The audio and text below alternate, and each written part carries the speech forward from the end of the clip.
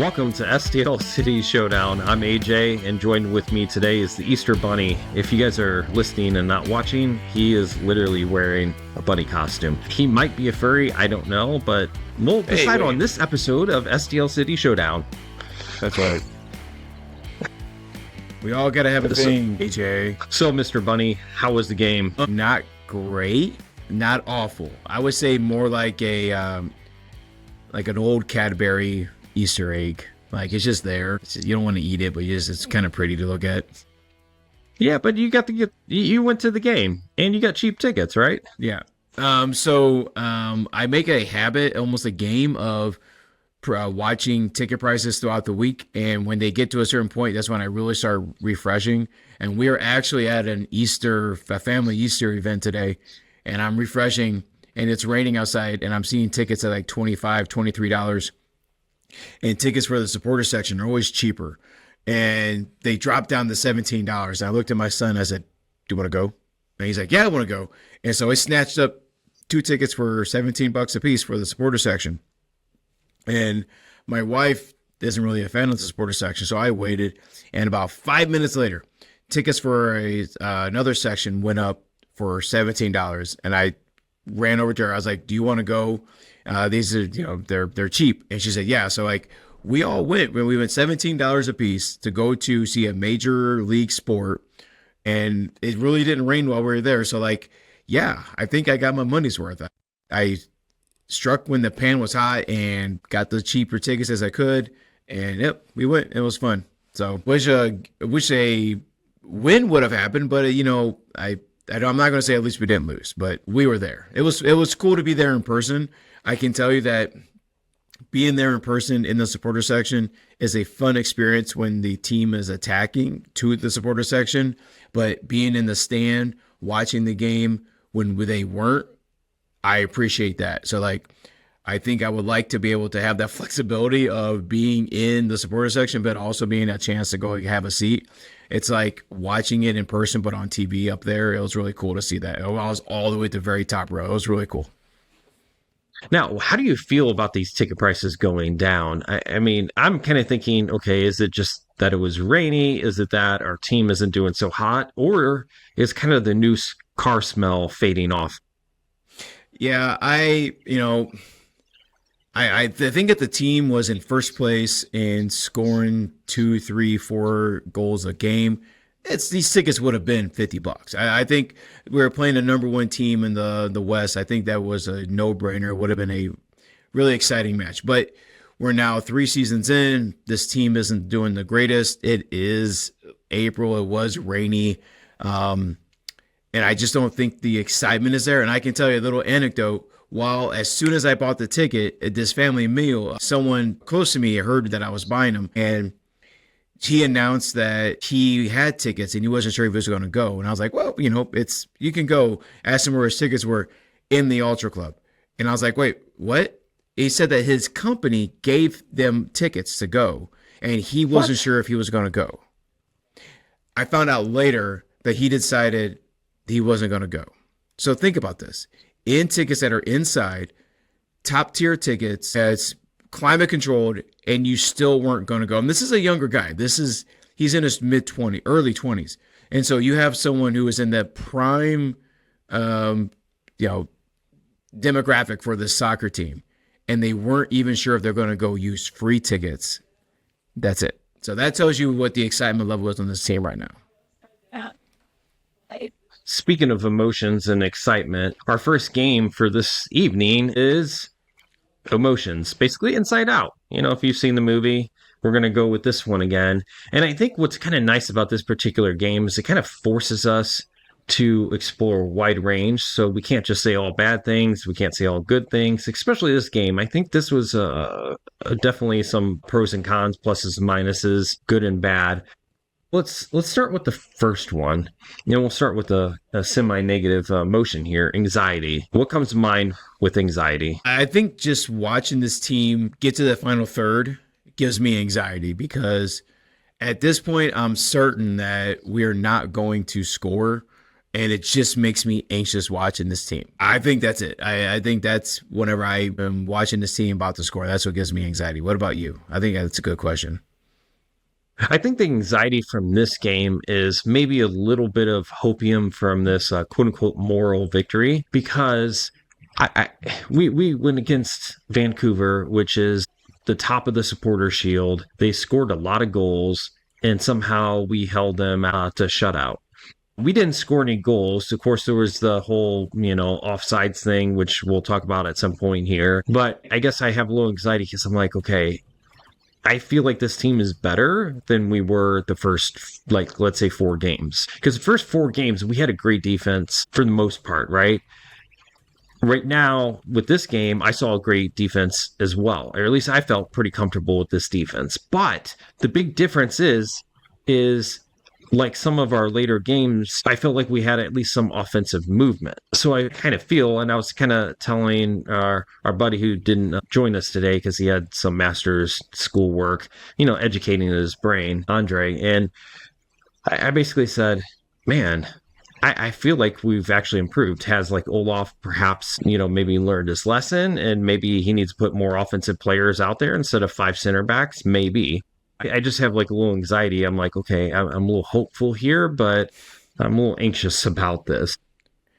Yeah, when we were discussing our score prediction, and either you or Andre commented that you were oddly optimistic about this game. I actually saw some comments online this morning that there were other people that were saying the same thing where we were discussing all the different ways, they were discussing all the different ways that Betcher had gotten close to the goal and this and that.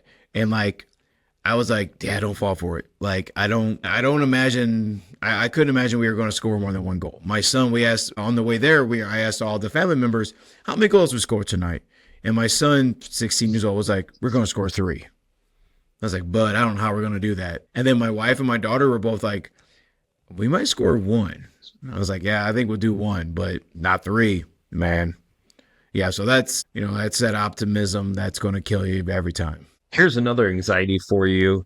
Andre just messaged both of us, and Justin Horniker basically said that from the post-game conference that Melberg says that the Kessler injury is a hamstring strain and mostly looking at a month recovery. That's 3 months. Oof. Yeah, it's never just going to be a month. And I'm just thinking, man, he was like the cornerstone of our defense. Yeah. And although this defense did shine, I think, tonight against a high-flying team, Andre posed this question to me, not to get off of our motion thing, but he said, how much was this City playing well defensively as opposed to Vancouver not playing well? And my answer was, I said about 50-50. I know it seems like a cop-out answer, but I truly do think it's about that. Because Vancouver had some momentum, they had some consistency, but they didn't look like a top-flight team. Like, they didn't have crisp passing, they didn't have great plays or anything. At the same time, I felt like City did a pretty decent job at disrupting them. What would you probably put them at? I would say it's probably more 70-30 City defense versus them not playing well. Okay. I just felt like every time both teams had the ball in the final third, you saw bodies collapse on top of them. Like that second half, every time Brian White got near the ball, there was a body right there. It seemed like our defensive posture was very solid. Like, again, this coach is really good at defense, but I don't know if he's ever like seen the other end of the field. But like, yeah, I felt like we were just swarming on them every time they got the ball. Even the second half, I kept commenting like they're building too much. They're building too much because they were building towards in that second half, but like it never went anywhere. We just shut down a team that scored 5 goals last week, and 1 player scored 4 of those. We shut them out. Like if there is a moral victory, that's about it. Okay, so next emotion, joy. So what gives you joy? About this match, that I got to be there with my family. Like that's it. I got to. We had a rare night where we had 4 of us. One of them, my son was working, but like we all enjoyed the same thing together. We weren't on our screens, and like I was at a stadium. Like I took that in towards the second half. I looked around and I was in a soccer stadium. I was in a soccer specific stadium in St. Louis, and that brought me joy. Not this team, but that scene brought me joy. How about you? Well, I'm not going to play the family card on this one. Yeah. What kind of gives me joy here is that we went through what I felt like the toughest two games, at least in the first half of this season. We played Columbus and we lost, but 2-1. At least we somewhat kind of held our own. Like, we didn't get blown out or anything. I know it's a moral victory and people are getting tired of moral victories, but still. And then Vancouver, who's the best team, we still pulled a point off. I know that we're at home and everybody wants to get 3 points, but honestly, I felt like this was going to be a 5-1 game, Vancouver. Right. So I think this is a success. Now, what brings me joy is that finally we have a stretch of mid-tier teams. We got LAFC coming up. I can't remember who's next. I know we got Colorado, Kansas City, San Diego, and there's somebody else I'm thinking, Minnesota, I think, as well, that's coming up. And these are all mid-tier teams, and San Jose, I think, comes in the latter half of that bunch there. So it brings me joy that, okay, if we can do what we did tonight, where we had some offensive attack, we had an XG, I think, of 1.37. We had the possible goal that was called offsides, and we still had a stout defense against the best team in the league. Yeah. I think we got a shot against these other teams. I think we can hopefully pull some decent points. Actually, Steve, I'm going to give you something depressing. So we might as well just do this emotion. I'm making this up on the fly. Depressing. So we currently have 9 points. We played, what's it been, 9 games right now? So when I calculated this out, we've played 26% of our season, which means that if we extrapolate this, we're currently on track for 34.6 points this season. To give you guys an idea, last year we were at 37 points. So we're way off the mark from even last year. Correct. Yeah, that checks out. You know, I would say that's depressing, but I texted you during the match. There was a lady walking around with a hat that said "dead" inside. I was like, that's a weird hat to wear. And it's like, that's it. That's it. That sums up how we should feel about this team. It's just dead inside. That is very depressing, but seeing what this team is doing now, that makes perfect sense. Perfect sense that, of course, we're off. That is half of the total points that I thought this team might be getting. Half of the points. Well, I mean, we haven't won a game in 5 games now. Yeah. That checks out. So the other thing is for emotions, like during the game, I think both of us would probably say this with confusion, is that the whole offsides call was definitely very confusing in the moment.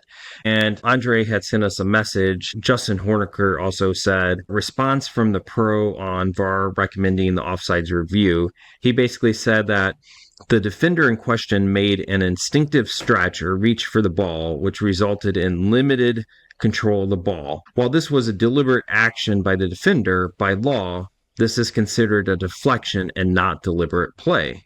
The VAR was correct to recommend a review for offsides in the attacking phase of play.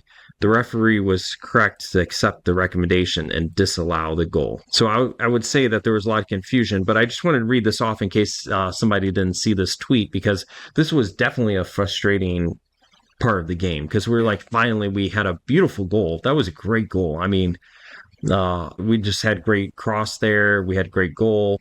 We just beat the defenders. We beat the goalkeeper. Great placement of the ball. Yeah. Everything was great about it. And then it got hit by that offsides. And, you know, when I'm reading this now, I guess I don't feel as bad. Like I would say that the offsides call wasn't controversial at this point. I would say it sucks, but, you know, I guess it is by law. Yeah. No, I would say confusion because I was in the supporter section. I was right there when we scored that goal. I gave my son a big hug. I screamed finally like multiple times. Like it felt like the monkey was off our back. Like we're going to do this. And then the call came and we were all upset. They showed the replay and it didn't make sense. You had happened to actually send the video of it. And as I was watching it with my son, we could see how far Volume was. And it's like, that dude's offsides. And it's as frustrating as referee was tonight. It was the right call. It was the right call by VAR, and it was the right call for him. And like, that's on Volume. Like you've got to know where you are as a professional. You know what else is confusing? Why do you have a W in your last name, but you say it as a V? Yes. Yeah. Just kidding. Yeah. I've got 10 letters, half of them are vowels, and 3 of them are silent. So, like, I get a frustrating last name. Yeah, I just don't even try. Okay, last one for you, last motion. Yep. Okay. Let's just do awe. AWE. What are you in awe of right now? Is there anything? For God's sakes. I'm in awe of the fact that this team finds ways to not win a game. How about that? So last game, I think like the last 2 games, it was offsides. Klaus was offsides, and we could have tied it up, and Volume offsides, we could have won. The other games, it was just like bad luck. You know what? No, scratch that. I am in awe that Ben Lunt is a solid goalkeeper and has done everything possible to not have 5 losses in a row. One of those losses is probably on him, but the rest was on the offense and the defense. Ben Lunt is who I'm in awe of right now. That's it right there. That's what I'm in awe of. Okay, I was about to say. Yeah. I was like, oh man, God, we're going to guy. go negative again. Yep, nope. Everybody's going to This turn guy. off the podcast. Okay, I like it. So I was actually going to say for me, it was actually Celio. Maybe I'm talking like Klaus here. If you guys missed it, Klaus like literally said, I think it was it post game or something, Yeah. where it was he rumored. said, yeah, he basically said that the only guy who can do anything 1v1 on offense is Celio. And man, he basically just called out all his teammates. But man, Celio, I love watching him 1v1. Actually, there's 2 of my favorite players to watch right now. It's Celio, and the second one is Fulham. Yeah. I just love watching these guys, particularly on offense. Now, Celio on defense, I mean, you might as well just put, I don't know, me out there. I mean, I might actually have better defense. Yeah. But yeah, I would have to say Celio. I feel like he's a game changer. I felt like our whole offense has changed. He actually got subbed out, and Andre had mentioned he's like, he got frustrated because he wanted to see Celio and Betcher out there to see what that combination would be like. And I agree, that would have been fun, but it wasn't going to happen today. Yeah, no, he was pretty impressive to see. Oh, and then like Joyner. He was a really stout defender tonight, and it was good to see him come in and make a difference. When I saw that we signed him for the first team, I was like, oh gosh, not again with these younger kids playing. But he held his own. He was only in for the last 20 minutes or so, and he really held his own. That was good to see. That was good to see that he wasn't going to be punked out.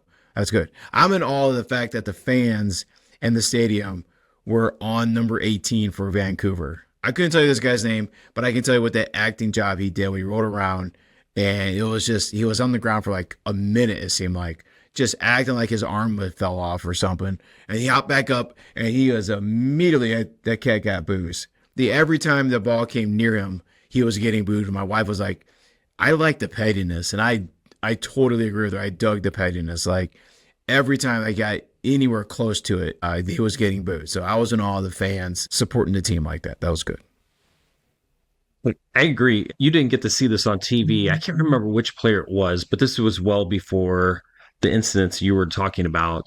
There was one Vancouver player where our guy had his arm held out but didn't make contact, and the Vancouver guy literally kind of jumped up and then kind of hit the ground rolling around. And I was like, there was literally no contact. I literally thought there was going to be a yellow card for simulation, but I guess it didn't happen. I mean, that's how pathetic Vancouver was when it came to it. Like, they weren't just like trying to draw fouls, kind of like what you see Messi doing, but these guys were just like flopping around with absolutely no contact. Yes, it was frustrating. My wife commented, there's a lot of movie production in Vancouver, so maybe they thought they were on a movie set. Excellent points. I'll take that. Yeah. All right, so goal or no goal. So our next game is goal or no goal. You guys are probably familiar with this. So the first one I'm going to say here is Terrible TK said that Valum conceding a potentially dangerous handball. He's truly a City player now. I take that as a goal for sure. My God. Yeah. I'm going to say goal. Now, Alexander 221788 said, wrong. It wasn't in the box. He's not a City player yet. Goal or no goal? Yeah. Okay. Goal or no goal. Give that point to Lunt. Fantastic match for him.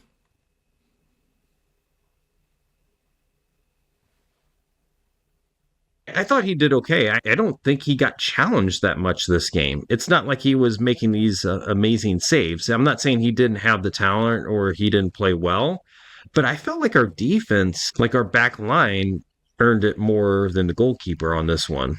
So you got a no goal on that one. Yeah, I'm going to Okay. say no goal.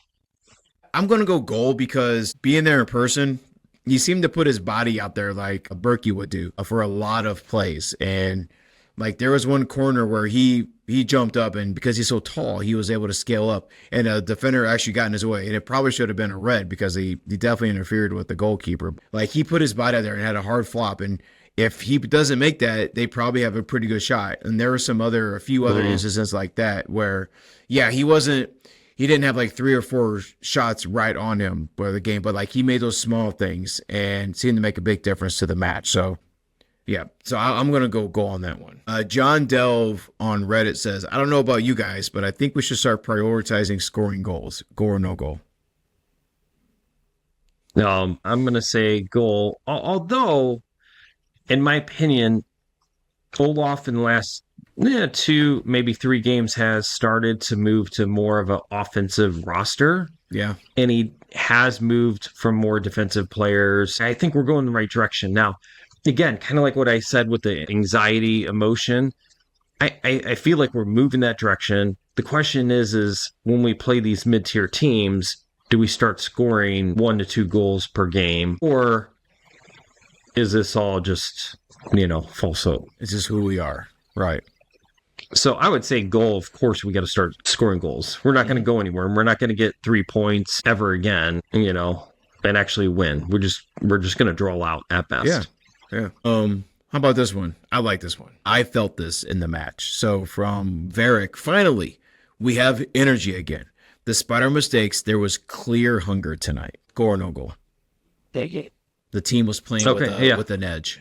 Yeah, I would say I think so. I think this combination of players, we have some eager players out there. I'm not thinking Morales was all that fantabulous, but I didn't see tons of mistakes. I'm not saying they weren't there, but I feel like everybody had the right kind of energy. Valum, Celio, Klaus was kind of absent in my mind. I didn't feel a lot of energy, except there was a lot of energy complaining and whining and, yellow cards, stuff like that. The back line, Yarrow, I felt like he had some energy going there. Yeah. Yeah. Hartle and Toysher both. First half, 100%. Man, they were flying around. So with those couple sequences where we were down the final third, we had multiple shots, multiple chances in the goal. Like even after the called off goal, I really felt like the majority of the guys were really just gunning to score. Like it felt like a hungry team. The second half, not so much, but like the first half for sure, it felt like there was an edge to the team, which was missed. Let's see. Okay. Goal or no goal, Fort Collins dude, which I'm pretty sure we brought him up at some point on previous episodes. He basically gave tons of positives, tons of negatives. And he said on his negatives, the halftime adjustments sucked the creativity out of the first half attack. The instinct to shift to the defensive mode all the time isn't snagging the points City needs to move up the table. The MLS is an offensive league, and Melberg seems to default to the European sit on it until it hatches mode. That said, we really do have a good defense. Goal or no goal? Definitely a goal. It really felt like he gave it his best shot, if you will, for the first half. Then he's like, all right, guys, we got to go back to what we've been doing. It felt like, oh my God, it felt like the San Diego match where it was a game in which we were in prevent defense, where it's like we were playing to not lose instead of playing to win. It felt like that first half we were playing to win, and then it was like, oh shit, we got to go back, park the bus. Now it's time to just play our defense again. What did you notice at home? That's kind of what I noticed. The energy definitely in the second half, it just wasn't there. Even coming right out, it doesn't feel like it was there from either team. Well, we said this last week. I think this was last week, but we tend to seem to have a lot of energy at the beginning of the game. And because remember last week I was talking about, you said our team is and I said like a used tire that's kind of patched up, right? Like it starts out really good, it's kind of flowing, and then just kind of gets slower and then flatter and flatter and flatter. We're still seeing that. That's exactly what you're talking about. Like we see the high energy and then just seems to kind of drop off. And then all of a sudden we're just kind of stuck in this, defensive 5-4-1. Yep. How about this one from A2 Eaton? This is how I kind of feel. So I'm going to go right off. I'm going to say this is a goal for me. It's good to get a point, and I think we all agree that we look decent again. But we've spent the better part of 365 days extrapolating we looked better. Will we ever hit a point where the moral victories aren't enough? It's funny you said that because I was about to, and I'm going to tag this on here. Okay. Humble Umpire 1390 said, "We actually need to score. Tired of the moral victories." And I'm going to have to say, these people have a point. Is this just one of those things where we're kind of Cubs fans where we just lose so often that all we have is moral victories? I don't think we should accept this. The one thing I do like about soccer fans is they tend to get pretty rowdy and loud when their team isn't winning. And we're pretty much just accepting it. Now, I would say I just want to see, and I know we could always say this, I just want to see one, maybe two more games. And once I see our next two matches, LAFC and then whoever's next, I think I'm going to have a really good idea how the rest of the season is going to work. Because Olaf has made his changes. He's changed to the more offensive mindset. He's not going to stop people. I know you want to see the 4-4-2 diamond or the 4-2-3-1 or whatever. I'm sorry, guys. That's not going to change at all this season. They've changed our personnel. We got rid of the winger like Indy. You don't just go back to those type of formations and those kind of styles. It's not going to happen. But I really think by the end of the 11th game, we're going to know exactly where we're at. And you're right. Moral victories aren't going to cut it anymore. Yeah. I mean, how many points, Steve, let ask you this. How many points does a moral victory earn you? As far as I remember, it's 0. Yeah. Yeah. What about a win? Yeah, it's probably those 3. I mean, I'd rather take 3 than 0. Yeah, I think 3 is more than 0. So that's the ultimate thing is like, if we want to see our teams in the playoff, if we want to see the chance at the MLS Cup, you got to get points. That's all there is to it. Right. And that's yeah. I think the people that are still, no, you don't do this, don't say that, we're better each time. Those are the people that can continually get their meal cooked wrong and find a way to feel okay with it. Like, they're not going to be those true soccer fans that get rowdy, that are impatient. Like, we only have 34 of these a year, and we deserve a better output than what we're getting right now. Like, just almost scoring isn't scoring. Like, it's just not okay. This team looked really good in the preseason. We looked like we were going to be a lot better. And like, as soon as you get a tough defense, a tough team that wants to actually win with you, it's all of a sudden now it shows what we're really focused on. It's focused on just pure defense and hope the offense catches up. Yeah. Okay, Steve, I think it's starting to hit that time of the night. Yep. Before we head out, is there any last thoughts that you have? The stadium's still beautiful. The pitch looked great tonight. Like, presentation wise, the team still puts on a hell of a show. This was a good night. It wasn't very cold. We had our hoodies on. It felt fine. So, like, it was a good night out with the family. I did not feel bored throughout this game, even though it was a tight game. We lost, but we did not get blown out by the number 1 team in the West. That's okay. I'm not going to say it's a moral victory because there's no more victories, but we didn't lose. We were the only St. Louis team today that played that didn't lose. So I guess that's something. The team gets to go to LA next weekend, so maybe being in the nice weather will help them feel better. Remind them of what Coachella was like. Well, we did really well in Coachella. So and then we come back, and then I think we have Seattle at home. We got to play Seattle at home. And then after that, we also have Sporting. So it's gonna be another rough stretch. So I guess that's what I was thinking. Tomorrow's Easter. It's gonna be a fun day. So Yeah. yay. So I'm going to leave you off with this. This is a really interesting and really big thought. Maybe I should have let off with this today. I keep seeing people complaining that we need a superstar and we need to get somebody outside of Germany. The one thing is, I kind of thought about this week, and this is just the realistic nature of it. The hard part is one, there's a lot of players that don't want to come to the U.S. Even before our current political climate, there was a lot of players that were kind of iffy on it anyways, because thought, if you're from England, going to Spain is not that far away from home as opposed to the United States, which is really far away. Yeah. The other thing is it's tough to get players to St. Louis because we don't have direct flights back home. We're also in the middle of the country, which adds time. The other thing too is that when you have these German players, like a lot of times when foreign nationals come here, they like to see other people from home because it makes them feel at home. There's similar culture. You can maybe talk the same language, like you feel comfortable, which makes it easier to recruit those players. The other thing is, and this is not a political statement, this is just the reality of today, is that unfortunately with the instability with our government, there's a lot of players. Imagine if you're coming from Africa, Latin America, a lot of these players may not want to come here. So it becomes a lot harder to recruit for a lot of reasons. So what I'm trying to say is that I think it's an uphill battle. So for the people that are hoping that we're somehow going to sign this high flying player or get somebody outside of Germany, it's going to be tough. It's honestly going to be tough for all those reasons. And long story short, I think we're kind of stuck with what we have for now. And what we have to hope is that the coach can say, okay, this is what we have. Let's maximize this. And I'm starting to see some tweaks that it's kind of maximizing what we're having. We just need more. And if we don't see it, then I don't know. We do the whole supporter section thing where we have banners that say fire the coach and do all that fun stuff that every other team does in MLS. Yep.